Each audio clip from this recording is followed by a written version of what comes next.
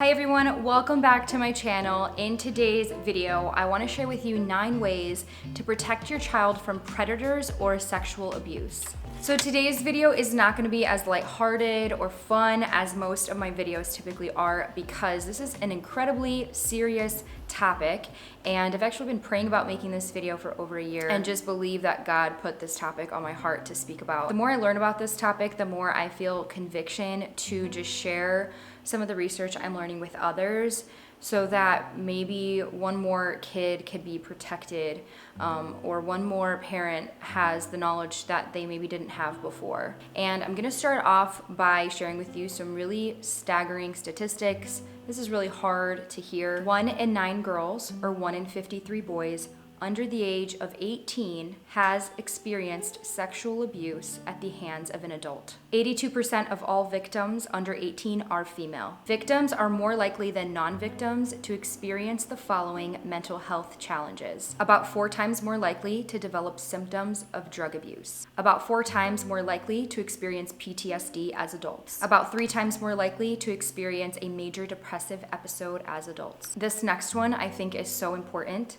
Amongst the cases of child sexual abuse reported to law enforcement, 93% of the victims know who their perpetrator is. In that 93%, the breakdown is 34% are family members, 59% are acquaintances, and 7% are strangers. All this information makes my heart so heavy and burdened to hear it.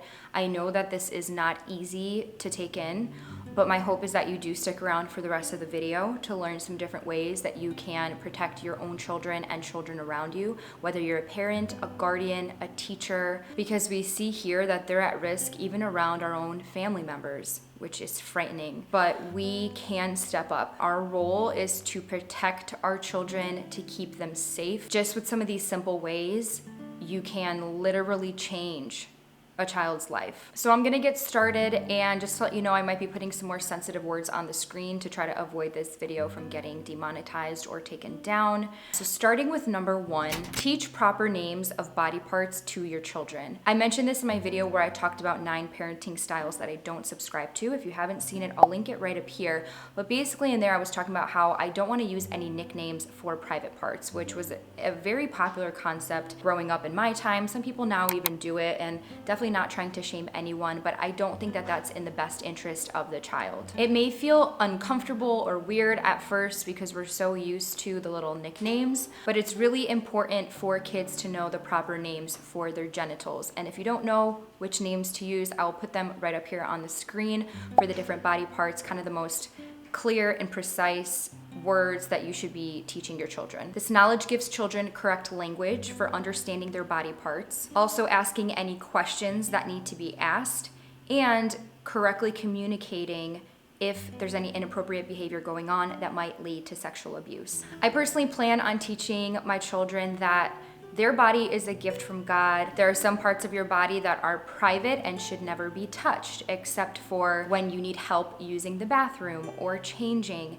and there's only specific people that should be helping you with that. There are some fantastic books that you can use to read to your children to teach them their body parts and the difference between private parts and public parts. I will link all of those in the description below. And another thing that you can do is put your child in the bathtub and put a bathing suit on them and explain that the parts that are covered are considered your private parts. But also keep in mind that there are other areas of their body that can be inappropriately touched, like your lips, your neck, legs. And so I think when the child is a little bit older and they kind of can understand that concept as well, you know, keep that in mind. Number 2 is to create open communication with your child around this topic. I think it's so important to ensure them that if anyone ever inappropriately touches them or a behavior makes them uncomfortable, that they are safe talking to you about it, that they're not going to be getting in trouble. No matter who the person is or what happened, they will never be in trouble for telling you the absolute truth, but rather that you will be so proud of them and that it's the right thing to do. And if they ask questions and inquire, like, just make sure you don't shut down the conversation because it makes you feel uncomfortable. If we grew up in a home where it wasn't very normal to talk about these types of things, it might be uncomfortable for you to have these conversations with your kiddo, but I'm challenging you to push through that because it is vital for them to feel safe talking to you. Before I get to the next point, I just want to say, if this is helpful to you right now, if you've learned something new, make sure to head over to that thumbs up right now before you forget.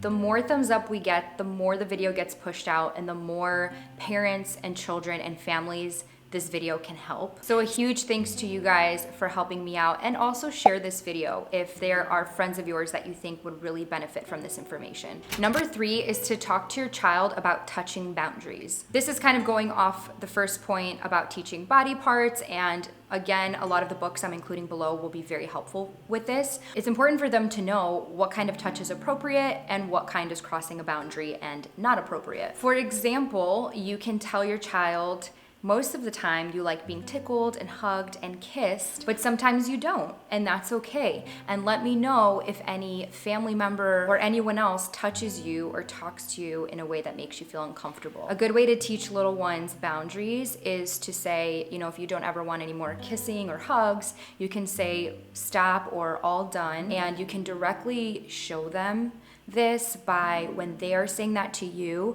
don't keep pushing and trying to cuddle them and kissing them and being all over them. You're teaching them, like, when they say stop, you're going to stop. And that should be the expectation as well with other people, with anybody else, right? But if we're constantly pushing back and saying, like, no, you have to hug me, you have to kiss me, they're thinking that that's the norm, whether it's you or another adult or whoever. So immediately stop when your child is expressing that they would like you to stop. Now, this can be very challenging with family members who aren't really understanding why you're not encouraging your child to give them a kiss or a hug hello, right? I mean, it's very normal for grandma and grandpa to come over and, give me a kiss, hello, I want a big hug. And then they show that they're upset if they're not getting a kiss from your kiddo. You can explain to them that you're trying to help your child understand boundaries and the ability to say no to unwanted touch, which will help them if anybody ever tries to hurt them. I would say that if your child doesn't want to give someone a hug or a kiss, hello, you can encourage them, why don't you just give them a high five or pound it? Try to give them a different option that's less touchy, but also is still greeting that person, because you do want to teach your kid to properly greet people and say hello. Number 4 is kind of going off the last one, and it's don't ask your child to maintain your emotions. If I'm having a bad day and I'm just like, Jace, can you give me a hug? Can you give me a kiss? Now, of course, sometimes kids will do that and they see that you're upset and they want to give you a hug, and that's fine. But I think that we shouldn't be constantly putting our emotions onto them. We have to be careful about this, because even though it's innocent on our part, it might make the child feel responsible for your emotions and state of being. This is a simple way that someone can actually abuse a child and use that same language and verbiage to get a child to give them affection by helping them feel better. This is a really hard one for me to switch around in my brain, because I don't know, to me it seems so innocent, but the more I think about it, I'm like, I could definitely see how that's potentially a open door to something really bad. Number 5 is be very careful with the word secret. Children should know the difference between a secret and a surprise. A surprise is very joyful and it's exciting. Secrets, on the other hand, cause isolation and exclusion. And when it becomes customary to keep a secret with just one other individual, children are more susceptible to abuse. And predators, that's typically how they keep the sexual abuse private and just between them and the victim, is they're saying, hey, this is our little secret.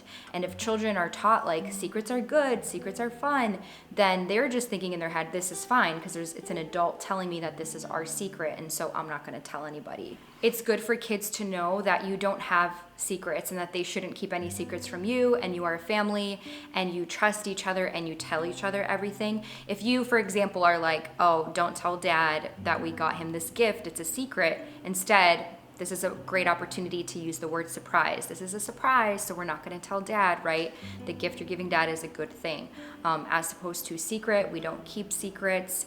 We tell each other things in this family, and we are very open with communication. Number 6 is clarifying rules for playing doctor. Playing doctor can turn body parts into a game. And when children are doing this together, it can lead to not very good things. You can redirect this game by suggesting dolls or stuffed animals that your child would be using their doctor tools on instead of, another child, for example, or an adult. If you find, your kid playing with another kid, gently remind them, we want to play this with stuffed animals, always play with your clothes on. Or maybe your boundary is just that you only play doctor with certain adults and you tell them which adults, like maybe it's just mommy and daddy, or, just make sure when you play doctor, you always play with clothes on. So there's kind of different boundaries you can come up with that one, but I definitely think that that's a really good one to know because it seems like such an innocent game, but predators can definitely use that to their advantage, and also just children being curious, it can just end up going in the wrong direction. That does lead me to number 7, which is identify whom you can trust. Talk to your children about who you can trust, and if something does happen to them and they're ever feeling uncomfortable by what someone is doing to them, they should know exactly who they can go to and talk to about it. But also remember that 93% of victims know their perpetrator. So people close to you within your own family, you always have to keep your eyes open. I'm not trying to scare anybody. This is just a very important statistic to be aware of, because when you're thinking about, okay, who can you trust in your circle, be very mindful of that. Number 8 is always keep doors open. And this is another one I talked about in my parenting styles I don't subscribe to, because when we have friends over, family over, whoever, I don't really want my kid behind closed doors with anybody. I think that doors should always remain open as children are playing, or wherever they are, it should be an open space. Because abuse is typically done in private, in the dark, where people can't see. So it's very important for me to be able to have my eyes on my child. If I am reducing the amount of closed doors and boundaries between me and my kid, and everything just feels more open, then I think it's less likely to happen. I also want to remind you that, abuse isn't always between an adult and a child. Sometimes it's between two children. It might be an older cousin or a sibling, or maybe even two kiddos that are the same age and they're just curious or confused. We tend to think, oh, they're safe with those that are their age because abusers are only adults, but that simply isn't true. A lot of times, kids don't know because of the lack of openness and communication around this topic in families. Even the abusers themselves, if it's like a young kid or cousin, or they haven't fully grasped perhaps that it's considered abuse. The likelihood of it happening to people is just so high now, and we need to be aware, and we need to just do what we can. So number 9, and the final point, is just to report any suspected abuse immediately. And sometimes we're hesitant to do so. I mean, we see cases all the time on TV where people are like, yeah, I heard about that going on, but I didn't want to get involved and I didn't want to tell on anybody. We can't have that mindset, because reporting it is potentially saving a kid's life or saving future potential victims' lives as well. And it's important to know where to report it to. So I will be leaving some links below, because depending on what state you live in, it varies, but you typically want to report the crimes to Child Protective Services. I will also include the Childhelp National Abuse Hotline below, which you can call them and they will walk you through exactly what you need to do in order to report it. Okay guys, those are my 9 tips of how to protect your child and other children from sexual abuse. I really hope that this video was helpful. Again, please share it with those you know. This is really only the tip of the iceberg. This was specific to child abuse for your own child and what you can do to keep them safe. I mean, this hasn't even gone into sex trafficking or online predators. I might do another video on this depending on how many questions you all have in the comments below. I'm potentially thinking of talking more about recognizing the signs of sexual abuse and what you do at that point. You can follow me over on Instagram at Nicole Green to see our daily lives. I love you all so very much and really pray that this video empowers you to be more aware and spread more awareness now that you have this knowledge. So, love you guys, and I'll see you in the next video.